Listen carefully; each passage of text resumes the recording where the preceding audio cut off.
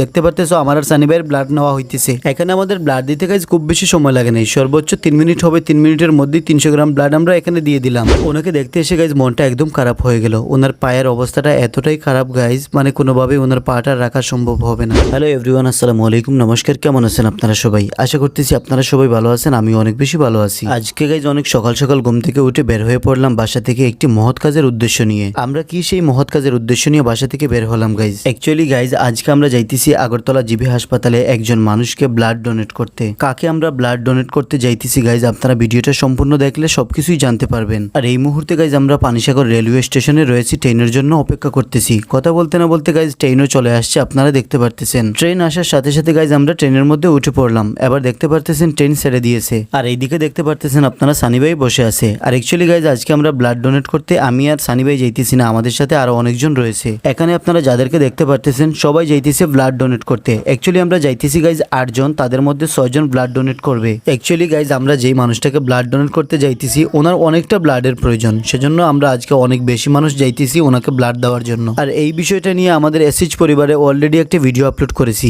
আপনারা যদি এই বিষয়টা নিয়ে ভালোভাবে জানতে চান তাহলে অবশ্যই এসএইচ পরিবারের ওই ভিডিওটা দেখে আসবেন। আর এইদিকে দেখতে পারতেছেন গাইজ আমি এখানে বসে আছি, বাট আমার একটুও ভালো লাগতেছে না, কেননা কালকে রাত্রে আমার একটুও ঘুম হয় নাই। ভালো লাগতেছিল না, সেজন্য চলে আসলাম এইদিকে। এখানে এসে একটু দাঁড়াইতেছি, একটু বাতাস লাগতেছে, সেজন্য কিছুটা ভালো লাগতেছে। এইদিকে সানি ভাই এসেও একটু দাঁড়াইলো, ওকেও একটু আমি ভিডিও করে নিলাম। তো যাই হোক গাইজ এইভাবে আমরা এনজয় করে করে ফাইনালি এবার চলে আসলাম গাইজ আগরতলা। এখানে আমরা যেখানে নামতেছি গাইজ এটা বাজারঘাট রেলওয়ে স্টেশন না, এটা হলো যোগেন্দ্রনগর বাজারঘাটের আগের রেলওয়ে স্টেশনটা। আর এইদিকে আপনারা দেখতে পারতেছেন আমাদের জনসংখ্যা কিন্তু অনেক, আমরা আজকে টোটাল আসছি 8 জন। আর আমরা গাইজ বাজারঘাট রেলওয়ে স্টেশনে না গিয়ে এখানে যোগেন্দ্রনগর কেন নামলাম? অ্যাকচুয়ালি গাইজ এখান থেকে আমরা যদি জিবি হসপিটালে যাই তাহলে আমাদের একটু সুবিধা ভালো হয়। তো চলেন লেট না করে তাড়াতাড়ি করে বাইরে চলে যাই। আর অ্যাকচুয়ালি আজকে আমাদের একটা গাড়ি নিলে হবে না, আমাদের দুইটাই গাড়ি নিতে হবে। তো বাইরে আসার পর এখানে আমরা দুইটা অটো নিয়ে নিলাম। আর এখানকার অটো কিন্তু 4 জনের বেশি নিতে পারবে না, সেজন্য আমরা দুইটা অটো নিয়ে নিলাম। দেখতে পারতেছেন সানি ভাই বসে পড়েছে। এইদিকে আপনারা দেখতে পারতেছেন অটোও কিন্তু ছেড়ে দিয়েছে। এবার আমরা চলে যাব আগরতলা জিবি হসপিটাল। তো ফাইনালি গাইজ আমরা কিন্তু চলে আসলাম আগরতলা জিবি হসপিটালের সামনে। দেখতে পারতেছেন এখানে অটো থেকে নেমে পড়লাম। আর এবার আমাদের এখানে কিন্তু খাওয়া দাওয়া করতে হবে। আমরা যদি খাওয়া দাওয়া না করি তাহলে কিন্তু আমাদের ব্লাড নেওয়া হবে না। সেজন্য গাইজ আমরা সবাই মিলে চলে যাইতেছি একটা হোটেলে। এখানে গিয়ে আমরা খাওয়া দাওয়া করবো, তারপর কিন্তু ব্লাড দিতে যাব। তো ফাইনালি গাইজ আমরা চলে আসলাম এই হোটেলে। এখানে আসার পর আমরা সবাই মিলে এখানে খাওয়া দাওয়া করলাম। যাই হোক গাইজ আমাদের খাওয়া দাওয়া কমপ্লিট হয়ে গেছে। এবার আমরা চলে যাইতেছি আগরতলা জিবি হসপিটাল। আপনারা দেখতে পারতেছেন সবাই মিলে চলে যাইতেছে,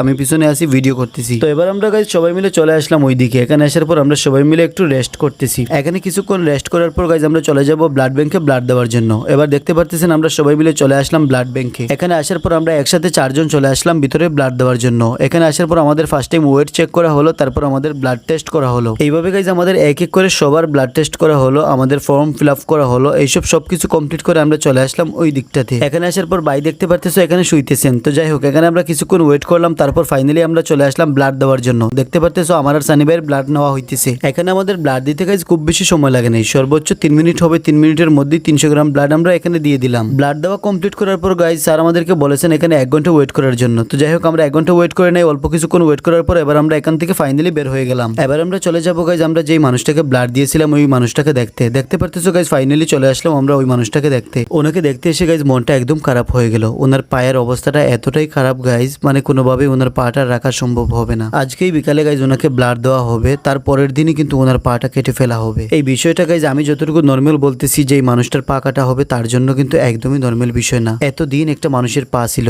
আর আজকে থেকে 2 দিন পরে এই মানুষটার আর পা থাকবে না। এই কষ্টটা কতটুকু বড় কষ্ট হইতে পারে, যার পা কেটে ফেলা হবে ওই বলতে পারবে। এই মানুষটার জন্য গাইজ অনেক বেশি কষ্ট হইতেছে, কিন্তু কি আর করব, কিছু তো আর করতে পারবো না। আমরা এই মানুষটার জন্য শুধুমাত্র একটা জিনিসই করতে পারি, এই মানুষটাকে অল্প অল্প করে কিছু টাকা দিয়ে হেল্প করতে পারি। আমি আমাদের এসএইচ পরিবারের আগের ভিডিওটাতে বলেছিলাম ওনাকে যতটুকু পারবেন আপনারা সবাই একটু সহযোগিতা করবেন। এই ভিডিওতেও সেম কথা বলতেছি, আপনারা যারা নতুন ভিডিওটা দেখতেছেন অবশ্যই ওনাকে একটু সহযোগিতা করবেন। আর আপনারা যারা টাকা দিয়ে সহযোগিতা করতে পারবেন না, আপনারা অবশ্যই ভিডিওটা একটি শেয়ার করে দিয়ে একটু সহযোগিতা করবেন। আপনার একটি শেয়ারে কমপক্ষে আরো 10 জন মানুষের সামনে এই ভিডিওটি যাবে। তার মধ্যে যদি একজন মানুষ ওনাকে হেল্প করে তাহলে ওনার অনেক বড় একটা উপকার হবে। তাই সবাই দয়া করে ভিডিওটি একটি একটি করে শেয়ার করে দিবেন। আর আপনাদের সবার কাছে একটি রিকোয়েস্ট গাইজ, আপনারা সবাই আমাদের জন্য দোয়া করবেন, এইভাবেই যাতে আমরা সবসময় মানুষের পাশে দাঁড়াতে পারি। ভালো থাকবেন সবাই, আল্লাহ হাফিজ।